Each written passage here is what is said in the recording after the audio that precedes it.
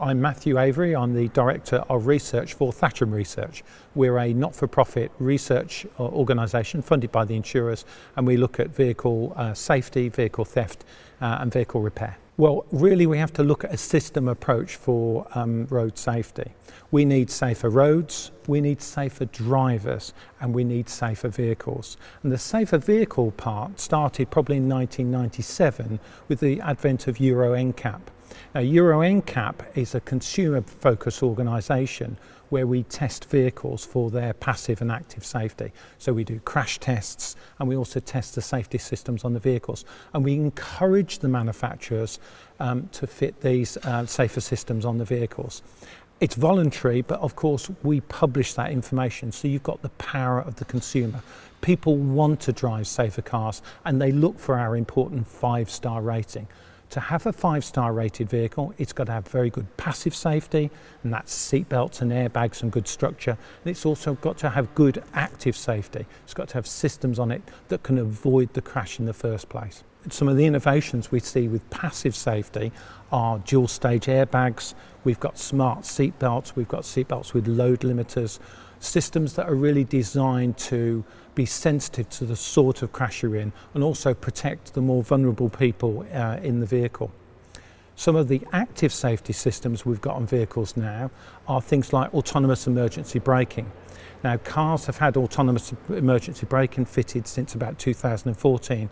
Indeed, it's part of our 5-star rating now. So you can only get 5 stars if you've got AEB fitted. And you've also got lane support systems. Now, these technologies either use radar or cameras, or they use a combination of both. In fusion, we call it. So these systems are designed to identify the road conditions, they identify a vehicle in front of the driver, and if the driver doesn't respond and there's likely to be a collision, the system warns the driver, and if the driver doesn't respond to that, the vehicle will automatically put the brake on. And we've seen a reduction of something like 25% in front to rear crashes. So this technology is really delivering. We've brought a variety of vehicles along, so you can see vehicles fitted with the AEB systems. So these are autonomous emergency braking systems against another vehicle, so that again the vehicle will see that vehicle. And we have targets that are very safe, but they're actually very complicated targets because they've got to replicate what a real car looks like, have the right metallic surfaces and the right reflectivity. So these are very complicated, these targets.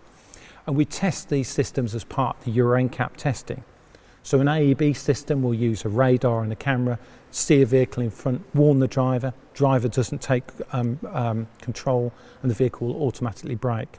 We've also got AEB systems that are designed to identify pedestrians and cyclists. So we've got a pedestrian in front of the vehicle, and again, you'll drive at that pedestrian, car will warn you and then put the brakes on.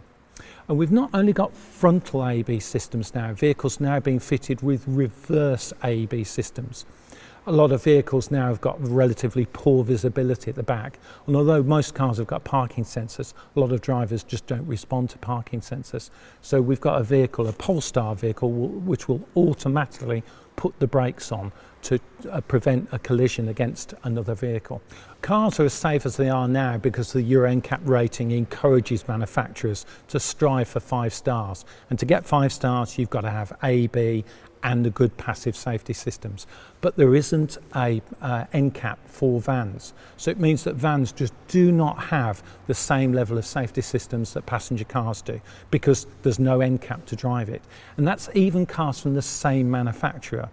We've got some manufacturers now who are beginning to fit these systems. Now they're cost options, but they are being fitted. So we've got a VW Transporter behind with an AEB system on that's good for pedestrians and for cars. So we're encouraging the vehicle manufacturers to fit these systems on. And of course it's the fleets that are going to buy these vehicles. So it's very important for the fleet buyers to be specifying vehicles that have got these systems on. We've got to tell the fleet buyers there are safer choices out there, and those safe choices is not only about protecting other road users, it's about protecting your driver, which is probably your most valuable commodity. If you don't have a driver because they're injured, they can't be doing the work for you. So it's very important that people understand that safety is not just about protecting other people, it's also about protecting you and protecting your business. Now, we've got vehicles being fitted with AEB systems, but they're optional systems. Now, Euro NCAP publish this information so they can tell the fleet buyer which vehicles have got systems on and what are the systems they should be specifying. Because really, for a safe system, all vehicles have got to have the technology. I think Kent's Vision Zero goal by 2050 is doable. I think if we all work together, we need the information out there, we need safer drivers, we need safer roads, and we need them in safer vehicles as well. But I think we can all work together and we can achieve that zero fatalities by 2050.